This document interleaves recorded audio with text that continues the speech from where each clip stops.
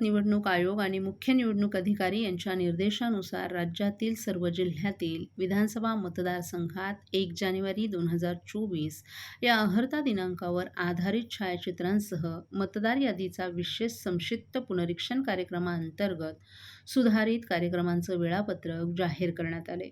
त्यानुसार ठाणे जिल्ह्यात 25 नोव्हेंबर आणि 26 नोव्हेंबर या दिवशी देखील विशेष मोहिमांचं आयोजन करण्यात येणार आहे, अशी माहिती जिल्हा निवडणूक अधिकारी तथा जिल्हाधिकारी अशोक शृंगारे आणि उपजिल्हा निवडणूक अधिकारी अर्चना कदम यांनी दिली आहे. या दोन्ही दिवशी ठाणे जिल्ह्यातील युवा मतदार, महिला मतदार, तृतीयपंथी मतदार, दिव्यांग मतदार तसंच विशेषतः असंरक्षित आदिवासी गट अशा सर्व मतदारांनी जास्तीत जास्त मतदार नोंदणी करावी आणि मतदार यादीतील नोंदींबाबत काही आक्षेप असल्यास हरकती नोंदवाव्यात असं आवाहन ठाणे जिल्हाधिकारी आणि जिल्हा निवडणूक अधिकारी अशोक शृंगारे आणि उपजिल्हा निवडणूक अधिकारी अर्चना कदम यांनी केले.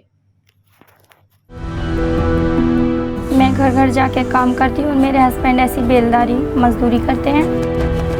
पहले मैं टीके लगवाती थी, फिर ऐसा हुआ कि हम लोग काम करते थे, हमारा काम डाउन होने लगा, फिर हम गांव चले गए। फिर गांव से आए तो हम दोनों काम में बिजी हो गए। एनम दीदी हमारे एक दिन घर आई, उन्होंने कहा कि मुझे कार्ड दिखाओ। फिर उन्होंने देखा उसमें कुछ टीके छूटे पड़े। आस पड़ोस में जितने भी बच्चे हैं उनके घर पर गए, उनके मम्मी पापा से बोले जो जो बच्चे छूट गए हों वो बच्चे अपना टीका लगवा लें। अब हम लोग सारी लेडीज मिलकर बच्चों का टीका लगवा के आए। हम तो भूल गए थे कि हमारी बच्ची का टीका नहीं लगा, लेकिन सरकार ने भूली, हमारे दरवाजे पर आए और टीका लगाया। मिशन इंद्रधनुष।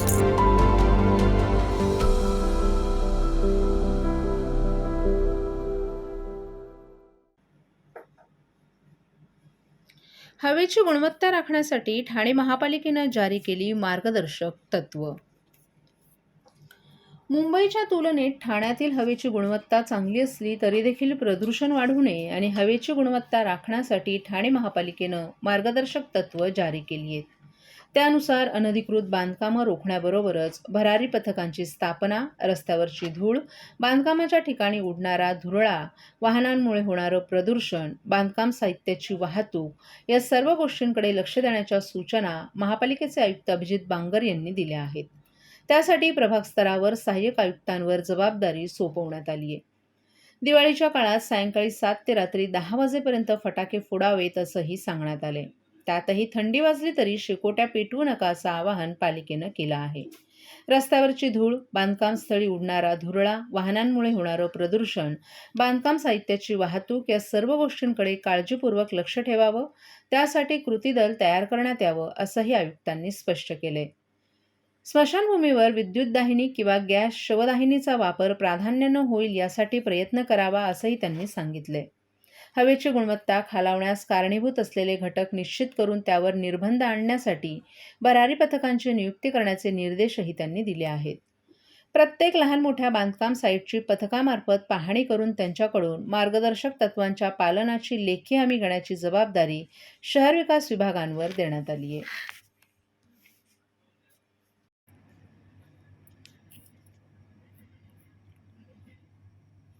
ठाणे जिल्ह्यात घरफोड्या करणाऱ्या एका सराईत चोरट्याला फिल्मी स्टाईलनं उत्तर प्रदेश येथून मानपाडा पोलिसांनी केलं गजाआड.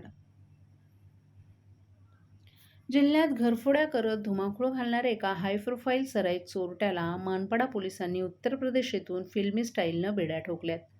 राजेश राजभर असे या चोरट्याचं नाव असून त्याच्या विरोधात ठाणे जिल्ह्यातील विविध पोलीस ठाण्यात तब्बल 22 गुन्हे दाखल आहेत. गेल्या अनेक महिन्यांपासून हा आरोपी पोलिसांना चकवा देत होता. अखेर मुंबई पोलिसांनी शिताफीनं त्याला ताब्यात घेतले. डोंबिवली परिसरात काही दिवसांपूर्वी घरफोडीची घटना घडली होती. या प्रकरणी मानपाडा पोलीस ठाण्यात गुन्हा दाखल करण्यात आला होता. डीसीपी सचिन गुंजाळ, एसीपी सुनील कुराडे, वरिष्ठ पोलीस निरीक्षक अशोक होनमाने यांच्या मार्गदर्शनाखाली पोलीस अधिकारी सुनील तारमळे, अविनाश वनवे यांच्या पथकाने या आरोपीचा शोध सुरू केला होता. परिसरातील सीसीटीव्ही फुटेजच्या आधारे राजेश राजभर हे नाव समोर आलं. छोटा राजेश राजभर हा उत्तर प्रदेश येथील आजमगड रायपूर येथे लपून बसला असल्याची माहिती पोलिसांना मिळाली. या माहितीच्या आधारे पोलीस त्या ठिकाणी पोहोचले, मात्र राजेशला थांगपत्ता लागत नव्हता. अखेर पोलिसांनी याच परिसरातील एका वीटभट्टीवर वेश बदलून काम करण्याचा निर्णय घेतला.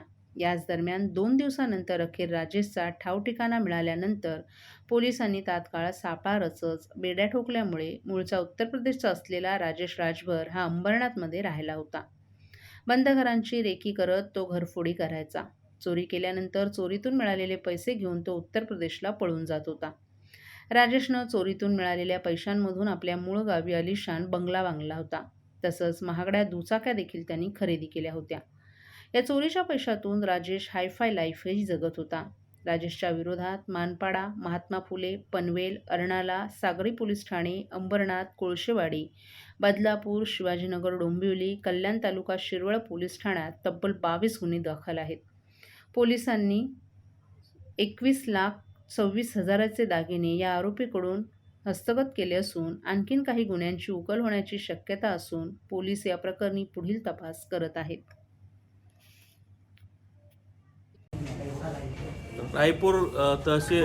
रायपुर ग्राम का आजमगढ़ जिले का उत्तर प्रदेश राज्य का आरोपी है। उसके खिलाफ 22 पुराने ऑफेंसेस दर्ज है।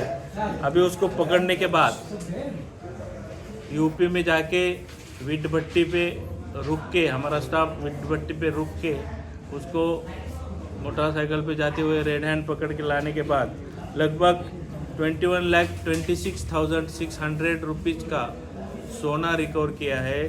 343 ग्राम सोना रिकवर किया है और लगभग 7 ऑफेंसेस उसके वजह से डिटेक्ट हुए हैं। हार्ड क्रिमिनल है, दिन में बंद घर का घरफोड़ी करता है। सर, पकड़े गए आरोपी के विषय में अगर पूछा जाए कि वो कितना शिक्षित है? शिक्षण वगैरह कुछ नहीं है, उसका 10वीं 12वीं का शिक्षण है। वो पुरानी हिस्ट्री है, 22 ऑफेंसेस उसके ऊपर दर्ज है और कुछ दिन गांव में रुक के बॉम्बे में आके ऑफेंस करके फिर वापस जाने के उसकी हो गई है। सर, कैसे क्लू मिला और कैसे पुलिस वहाँ तक पहुँची?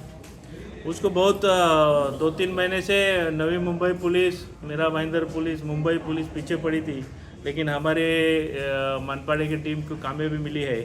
हार्ड क्रिमिनल है, उसका टेक्निकल और इन्फॉर्मर के जरिए और मेहनत मतलब 3-3 दिन कंटिन्यूसली वहाँ रुक के उसको बिना डाउट आते हुए हमारे टीम ने शातिर दिमाग लगा के उसको पकड़ा है। TJSB सौर शक्ती कर्ज गो ग्रीन, करा वीज बिलावर बचत. आकर्षक व्याजदर, 84 महिने परतफेड कालावधी, 80% लोन, व्यावसायिक आणि उद्योजकांकरता सुद्धा. अधिक माहितीसाठी तुमच्या जवळच्या शाखेला भेट द्या किंवा संपर्क साधा. 1800-223-466 आणि 1800-266-3466.